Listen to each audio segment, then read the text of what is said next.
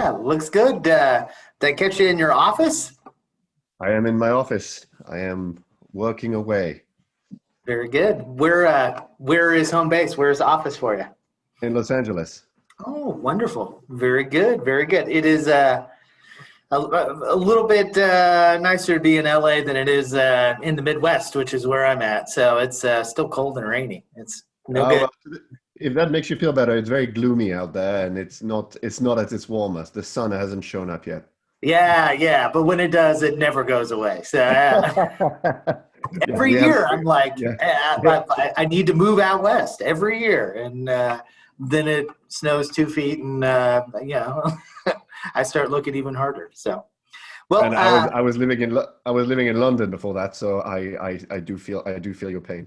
yeah. So my son and I are big soccer fans, and we were watching the Chelsea match, and it was hailing for a little while, and I was like, Yeah, okay, well, at least our English friends have to be as miserable as we are. So.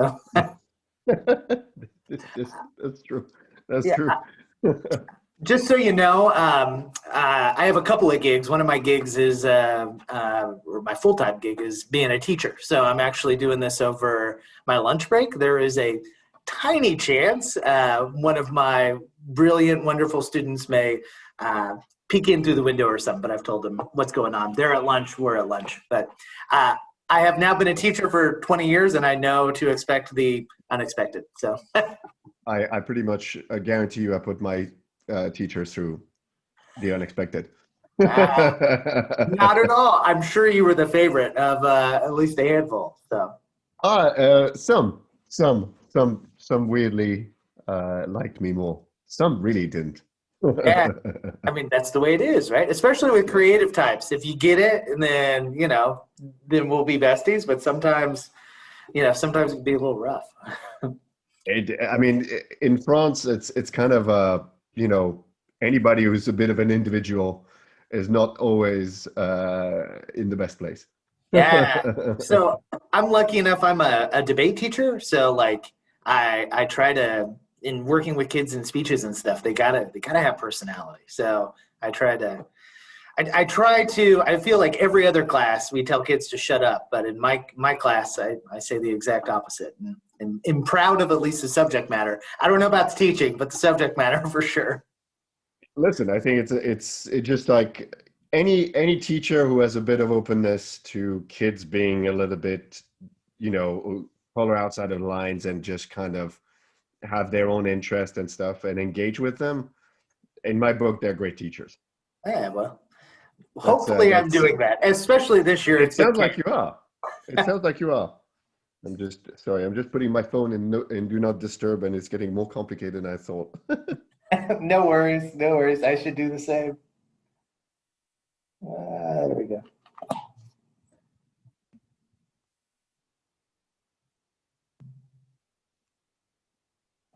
Yeah, I think I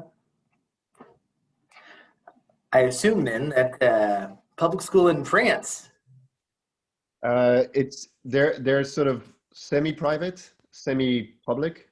So essentially, it's kind of a private education, but it doesn't cost anything close to. I mean, literally, I think my yearly cost at school was $200. Oh So wow. it's not seen the way private schools are here. Yeah, I would imagine most public school kids pay $200 for various fees and whatever. Anyways, in our public school system. So Yeah, it's they call they're private school, as they called, under contract, meaning that they are partly subsidized by the state. okay, So you have public schools, you have party under contracts, and then you have full private schools. But full private schools tend to be actually generally pretty bad schools. really? Yeah, it's Oh, that's in French, and in Finland everything's free. The idea of a pay to play school is just like it just is not part of the culture. well, I sure wish we would adopt a few Scandinavian principles on on a series of things. So On education, especially. yeah, yeah, right, exactly, exactly. Well, I'm ready if you're ready. I'm ready.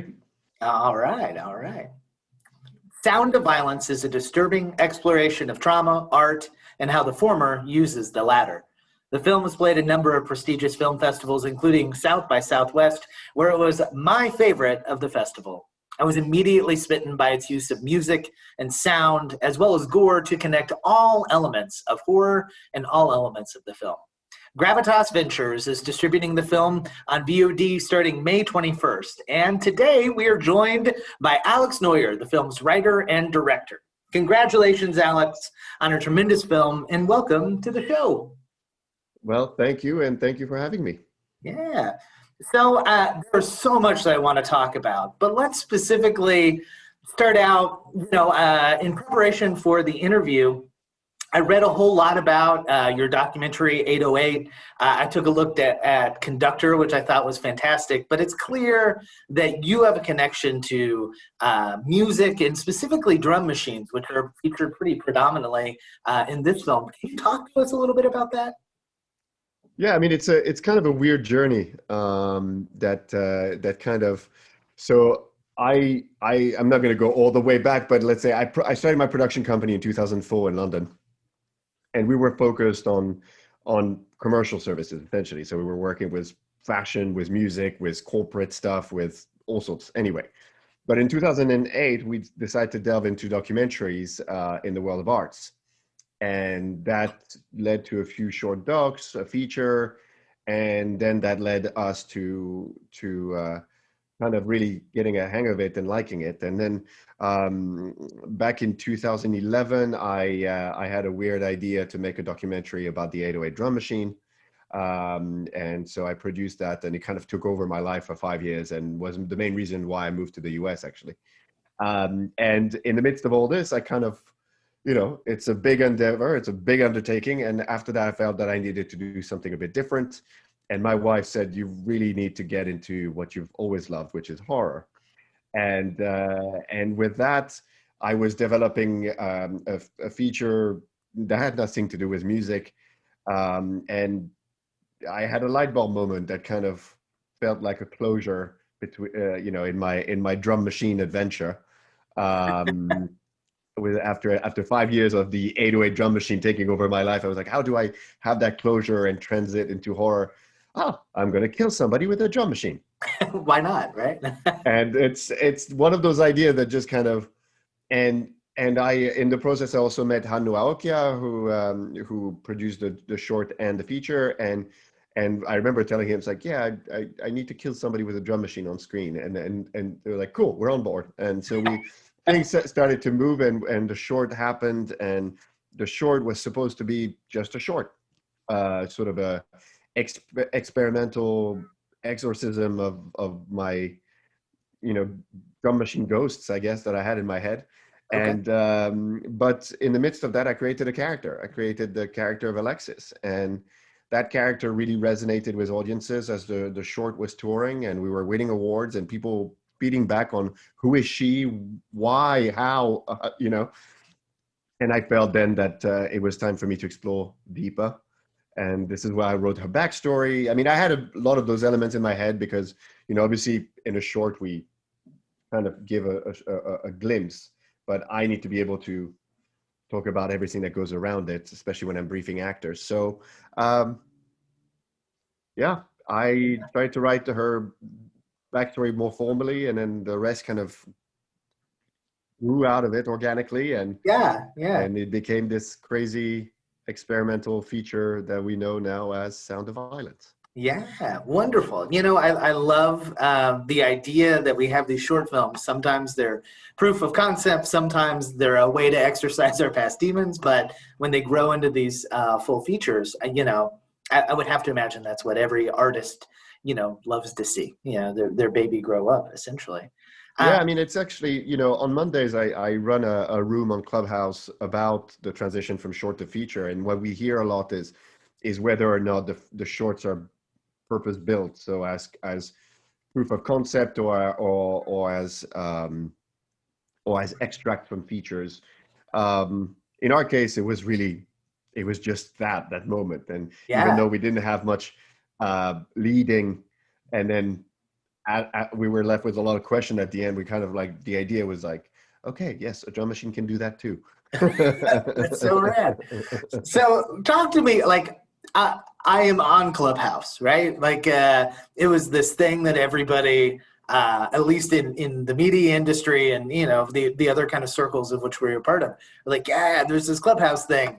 I haven't figured it out. So talk to me. Do you like it? Is it a thing that you use pretty regularly?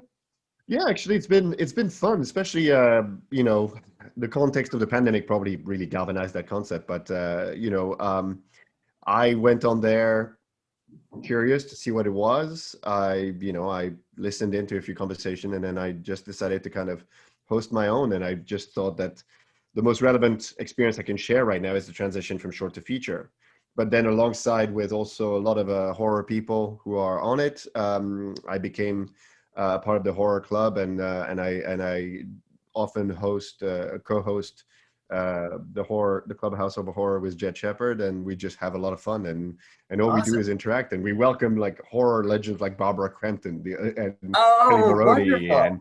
and it's just like it's a lot of fun. And but meanwhile, I also try to bring a little bit of horror in the short to feature. I did one with screenwriting, and I welcome Josh Stolberg, the writer of Spiral, the new Saw movie.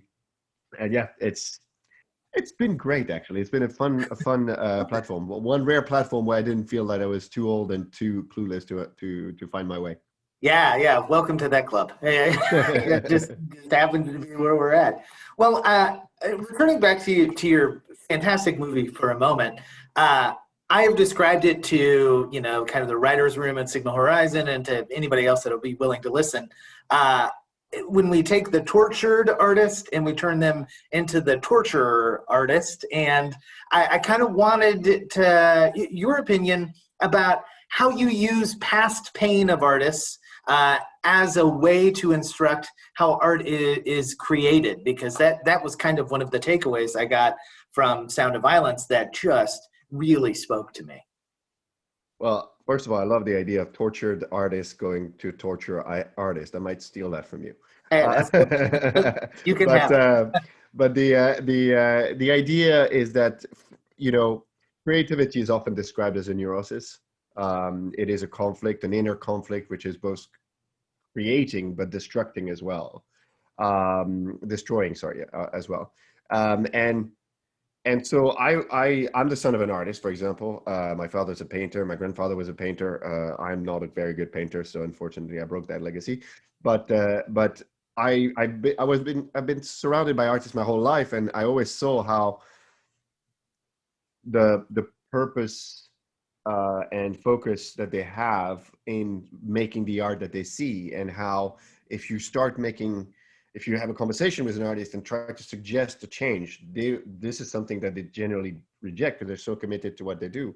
So this level of commitment, and then building in a baggage of trauma um, and a a personal quest for one's truth, meant that the I could exacerbate the artistic journey to its worst possible outcome, where the collateral damages are, you know, unfathomable, but the artist being committed to her craft is means that it has to happen. Yeah.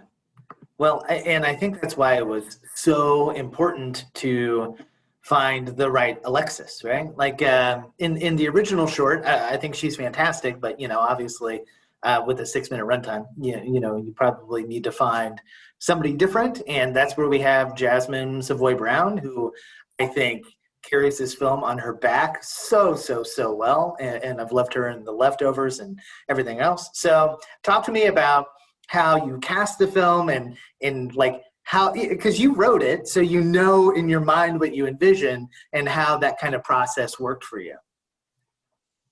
I mean, I'm a very visual writer, and I'm a very sort of meaning that I visualize everything as I write it, and yeah, I had depicted my character, and when Amy Renee, our casting director, um, kind of read the script, she could see what I saw. She understood because it was quite detailed, and she suggested Jasmine, and I was immediately very excited because, like you, I really liked her in The Leftovers.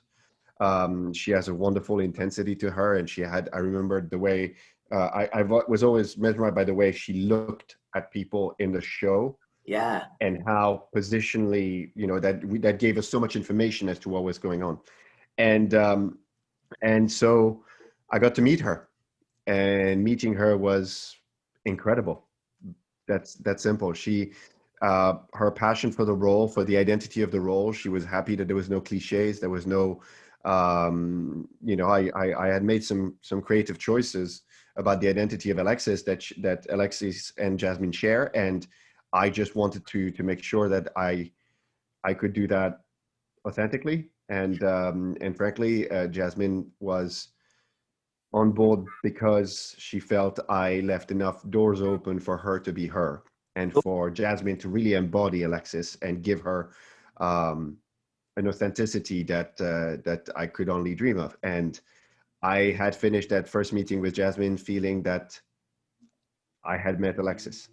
Yeah. And that was, I mean, the passion that Jasmine puts in her craft, the attention to details. I knew that she was never going to let me get away with any lack of attention to details as far as the character. And that's amazing because, I've been a producer for 17 years, but obviously this is my feature debut as a director. So having an actress who has this attention to details and this strong opinion about the character that is completely in tune as well with what I was looking for was just, I mean, I'm just so lucky Yeah. and grateful, frankly, because she is a force to be reckoned with. I know that a lot of people are looking forward to seeing her in the new Scream. Mhm. I can probably tell you that if I did this movie today, I probably would not manage to get her. So again, I'm very, very lucky, and she brings a dimension to the film that is that I could only hope on the page. And when you translate from page to screen, you kind of that there's going to be some compromise. Right. But as far as the character, there's been no compromise. There's been only elevation. She made Ah, it. that's awesome. She jumps out of the screen with Alexis. Yeah, definitely, most definitely. So we've spent a lot of time talking about the sound design, which I think is rad, and I think reflects your own love of kind of music, or at least drums and whatnot. But if there wasn't a visual component to kind of overlay over what Alexis's experience or experiencing, I think the film would lose something. But it's got this beautiful kind of color palette that is painted over these scenes that were really reminiscent, at least to me, of a really bad like migraine or a visual migraine or something like that. Can you talk about how you developed not just the audio portion of that, but the visual as well? Well, it was very important for the experience to be multisensorial, because to experience the artistic high, it's something that is very immersive, and so we had to deliver something that was both on the character and on for the audience. And this is where Hannu Aokia, my producing partner, and I started to discuss about introducing synesthesia as part of the character, because synesthesia is the experience of a sense in a different way. So, for example, certain people, if they hear certain numbers, they will see colors or certain sounds or certain, there are artists who paint their synesthesia. It's something which takes many forms, but as a condition, the idea that you can experience sound visually was immediately something that felt that should be part of the journey of Alexis, to also explain her motivation as an artist, because we can wrap her around this synesthetic, colorful environment that she is in as she hears her gruesome experiments unraveling, and we can sense that she is not with the victim as much as she is with the sounds. Right. And this is where also the sound design comes in, because the sound design has been really, really carefully developed by the composers, of course, Jaakko Maninen, Alexander Berg, and Omar Eldib, but also our mixer, Jussi Tegelman, who works regularly with Sam Raimi, and who managed to really wrap around so that in case somebody was a little bit too squeamish about what's going on screen and decided to close their eyes, I would get them with the sound. So Ah, there's no way to escape it, if you will. But meanwhile, visually, we really live with Alexis. She never looks at her victims. She never looks at the blood part. She hears it all. So she is with the audience, experiencing what the audiences will experience. And that was very important to us because her motivation and her artistic drive live in those moments of synesthetic high, and where the sound is very trippy and it's like yeah, akin to an LSD trip, if you will. yeah, yeah. And I felt that again, that was the exacerbation of the artistic journey and the artistic high, and also explain what she wants more. It's a Okay, sort of addiction I that like is that. developing. Yeah. So it would be remiss of me if I didn't. You said your wife told you it was maybe time to return to horror. So we have a larger podcast called the Horror Podcast, where we kind of examine themes and ideas and how we can maybe use them in the classroom more. And so, what I always like to do on that show is have our directors or our writers kind of talk about their gateway horror, what got them to fall in love with the genre. So, what got Alex into scary movies? Night of the Living Dead. Yes. I was 9. I watched Night of the Living Dead, and I had no idea that was possible. Yeah. At first it was it was a movie in black and white, and I was kind of watching it as a dare to myself when I realized it was on, and then when a scene with the petrol station where the car explodes and there's and then this is the scene where we see genuinely zombies eating limbs. Right. I was like, okay, now that's possible. And then a few months later, I watched Evil Dead, and I was like, oh, okay. So not only is that possible, but there's no limit. We can do whatever we want. And I just, from there, I was hooked. I was hooked on the horror, and I kind of delved into all the movies I could. So it just like 10 years. Yeah, I was 10 years old when I saw Evil Dead. So that was in 1990, and from there I just roamed my video club and just rented every movie that just was possible. And I discovered movies like The Fly, The Stuff, it just Chopping Mall. Yeah. Yeah. It's and I love the fact that there was this unapologetic, 10-year-old boy trying to find a little bit who he is, and you're watching movies that tell you can be whoever you want because nobody can tell you what to do. It felt really defiant enough for me to really adhere to, and I was hooked. I just and still to this day I will watch movies that have bonkers ideas, but sometimes very low ratings. But it's okay. I watch them because I want to know the intent, and I just have fun with again horror that taps into that. Some people say that the style of horror that I obviously delivered in Sound of Violence is more 90s than it is 80s, which is fair. But again, I only became receptive to everything the 90s delivered because of those gateway.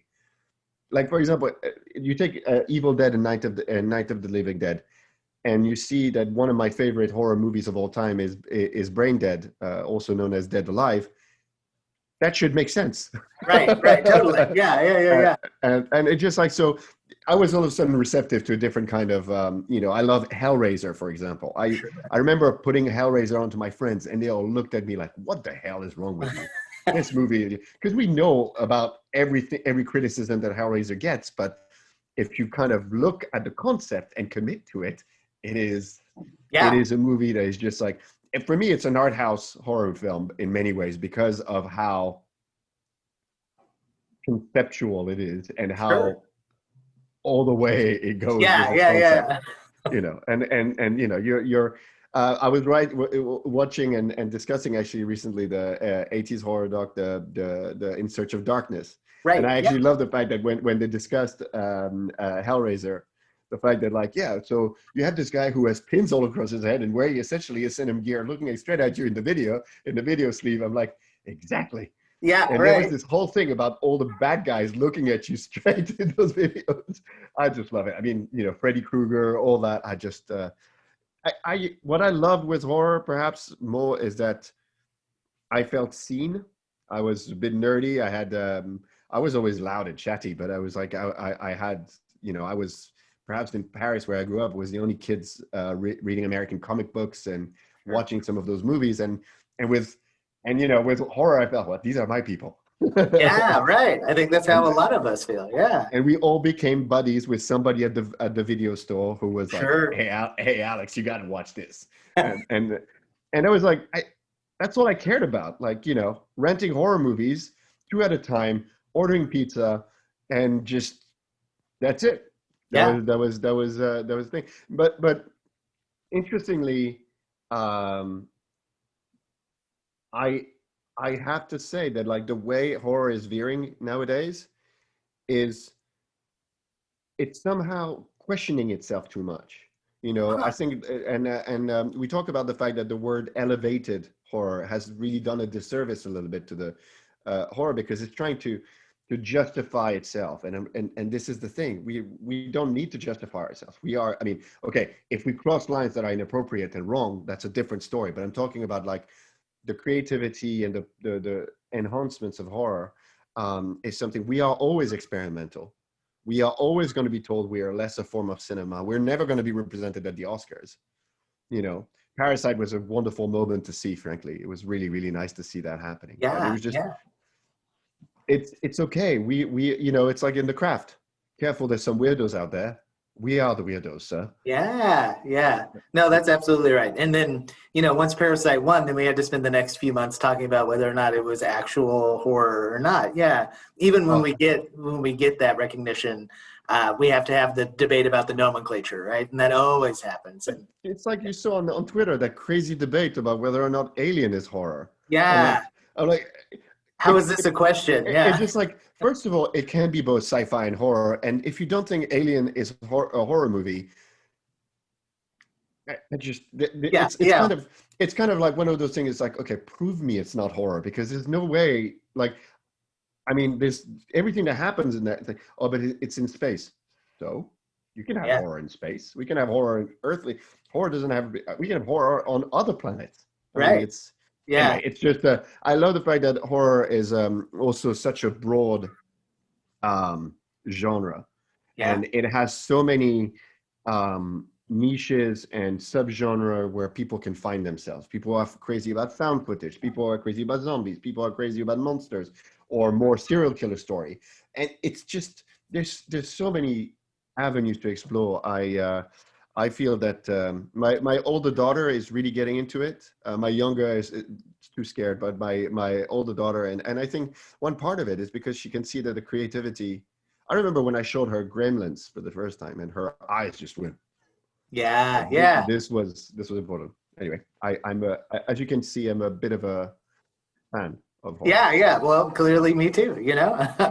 So, I think my last question for you tonight, as part of the podcast, we also try to give two recommendations that if you loved the film, right? If this was your kind of thing, then here are either two movies that influenced it, or two movies that parallel some stuff, or two other movies that you could check out. So I'm going to put you on the spot and say everyone is going to be like me and fall in love with Sound of Violence. What are two other movies that they could pursue next? I love the question. I love the question. I will say that if we're tapping into the various movies that influenced me, I'll pick one, which is, I will say, Assassination Nation is one that might really resonate with people who can resonate with the character side of the story. Sure. And with the craziness, it not that much as an influence because I saw it after we shot it, but a movie I really recently loved. I would recommend Bliss. Okay, yeah, that's great. I think that's a good example of, again, a strong uh, female-led story where we're staying with the sort of with a weird paradigm shift between the antagonist protagonist and an unknown unraveling with a lot of collateral damage, I would say. So Yeah, influence in our influence, because the film is essentially American Psycho meets Assassination Nation meets a hell of a lot of gore. I would say that like in movies that I feel kin spirited to in terms of this one, I would say Bliss is a great example. It's a movie I really, really, really loved. I thought it Yeah, was. I watched it with no expectation whatsoever, which I think is also the best way to watch Sound of Violence. Is movies like that are experimental. sure. Just take the handbrake off. Don't overthink it and don't Yeah, assume yeah. anything, because I can tell you, you cannot assume what I did. The same way as Okay. we did with the short. Nobody could really assume, and that's not me being arrogant. Is nobody could assume what I could do with a drum machine. So imagine what. So don't try assuming what I can do, because if you just let it flow, you'll have a great time. I Awesome. hope. I Well, I mean, tell you, please have a great time. yeah, I would love to have you on the full horror podcast to talk about Bliss sometime, because that is a bonkers crazy film, but really plays nicely with yours. So yeah, that's I think great. it's that would be an interesting double feature. I think if two movies to watch together. Which one to watch first? That's the question. Um, I might Sound of Violence. I think at least maybe offers some closure or some. It's a little less big W weird, right? Yeah. And a little more straightforward. So it might be a good one to start with. Or I could see, like just leave them brain fried, and then you could bring them a little of the sick beats afterwards or Actually, whatever. I think you hit the nail on the spot. That you watched Bliss. That should put you in the right frame of mind. Then you put Sound of Violence, and that should bring you home. Yeah, I like it. I like it. Well, I, Alex, let's do that. yeah, absolutely. Well, thanks so much for coming on and chatting about Sound of Violence.